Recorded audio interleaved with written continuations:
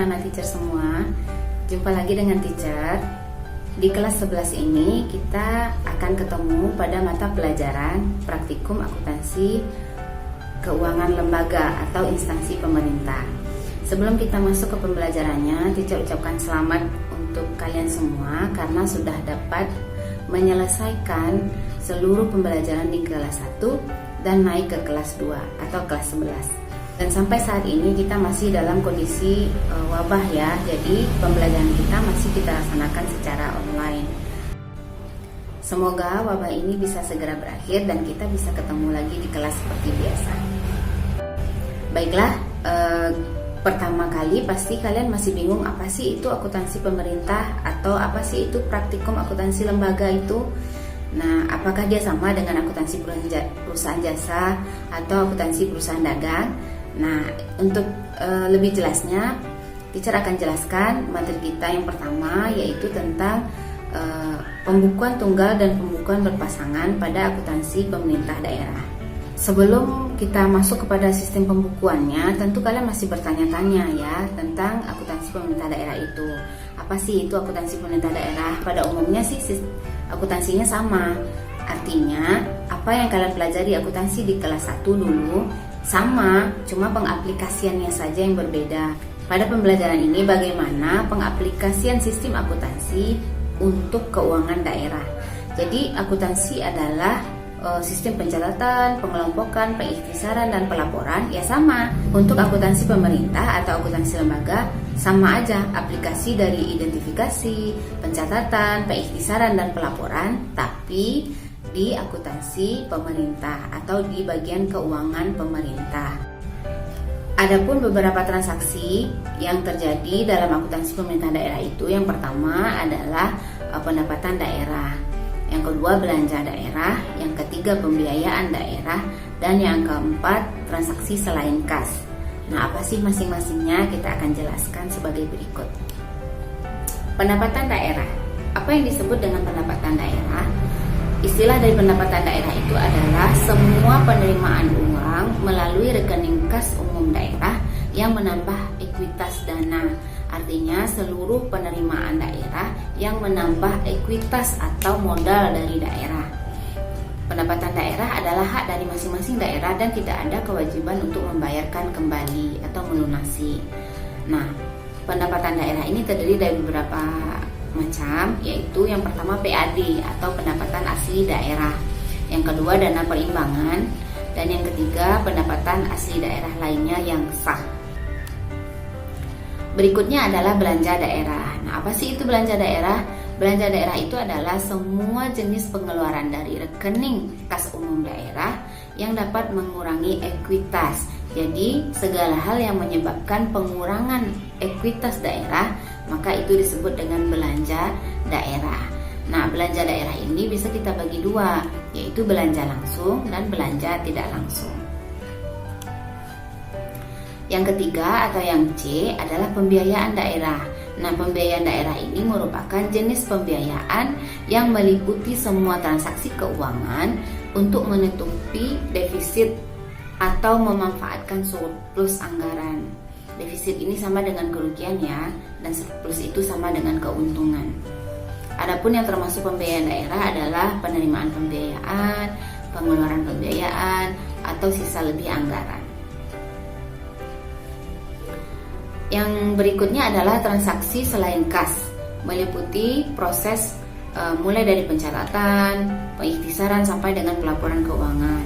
Yang berhubungan dengan transaksi selain kas itu biasanya adalah koreksi kesalahan, pengakuan aset tetap, hutang jangka panjang, depresiasi atau penyusutan, transaksi yang bersifat akrual, hibah. Berikutnya kita akan membahas tentang sistem pencatatan akuntansi pemerintah daerah.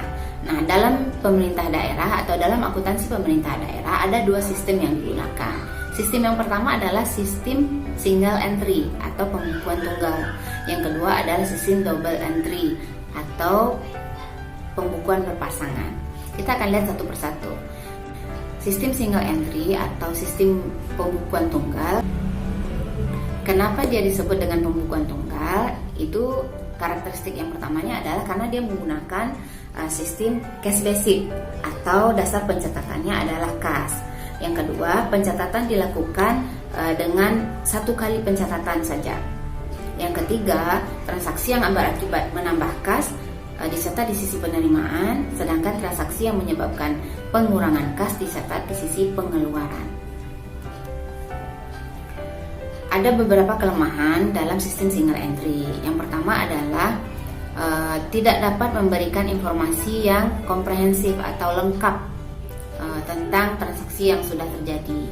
Yang kedua, kelemahannya adalah sistem pembukuan tunggal ini sangat sederhana sehingga tidak mampu memenuhi tuntutan keuangan secara transparan dan akuntabilitasnya.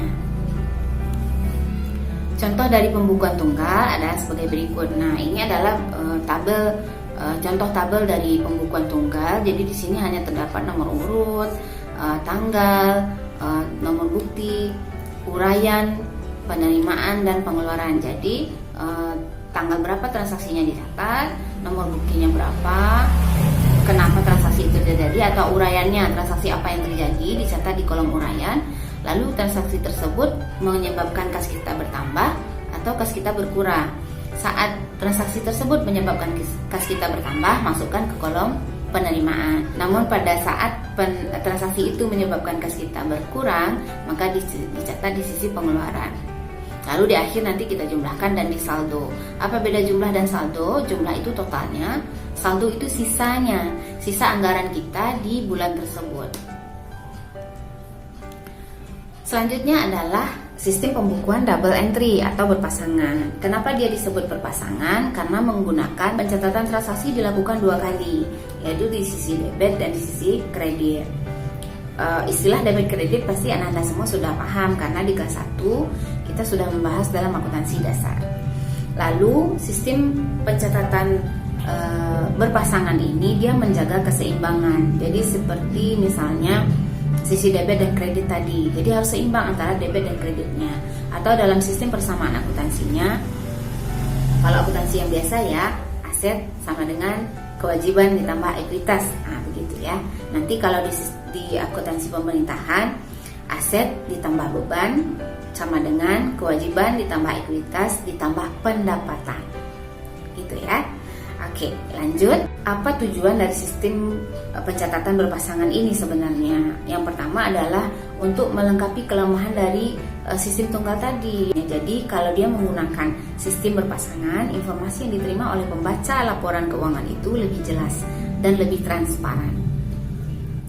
Lalu kenapa juga menggunakan sistem berpasangan? Agar dapat melakukan pengukuran kinerja yang lebih tepat. Contoh dari pembukuan berpasangan ini seperti jurnal umum biasanya yang kalian ketahui, karena dia punya kolom tanggal, kode rekening. Ini biasanya kalau di jurnal umum biasa nomor bukti ya. Terus uraian, punya referensi juga, terus debit dan kredit. Jadi dalam sistem berpasangan itu dia menggunakan kolom debit dan kolom kredit dan harus seimbang. Berikutnya adalah siklus akuntansi pemerintah daerah atau siklus akuntansi lembaga. Sebenarnya siklusnya sama, cuma mungkin nanti dalam aplikasinya aja yang sedikit berbeda dan nama akunnya yang berbeda ya. Nah, yang pertama itu identifikasi dokumen dulu. Jadi sama aja kalau di sistem akuntansi biasa, keuangan biasa, jasa dan dagang, kita identifikasi dokumen transaksi. Nah, di sini juga ada identifikasi transaksinya. Lalu baru masuk ke dalam penjurnalan. Setelah selesai penjurnalan, masuk ke dalam proses posting ke buku besar. Lalu kita inputkan ke neraca saldo, lalu dibutuhkan jurnal penyesuaian juga. Neraca saldo disesuaikan. Nah, biasanya ini kita buat dalam bentuk worksheet atau neraca lajur ya. Nah, lalu kita susun laporan keuangan. Nah, dalam sistem akuntansi pemerintah juga membutuhkan jurnal penutup. Nah, setelah dibikin jurnal penutup, disusun neraca saldo setelah penutup, lalu jurnal balik. Nah, jadi demikianlah siklus akuntansi pemerintah daerah. Nah, untuk selanjutnya kita akan bahas per siklusnya, misalnya identifikasi transaksinya bagaimana, penjurnalan sampai jurnal balik.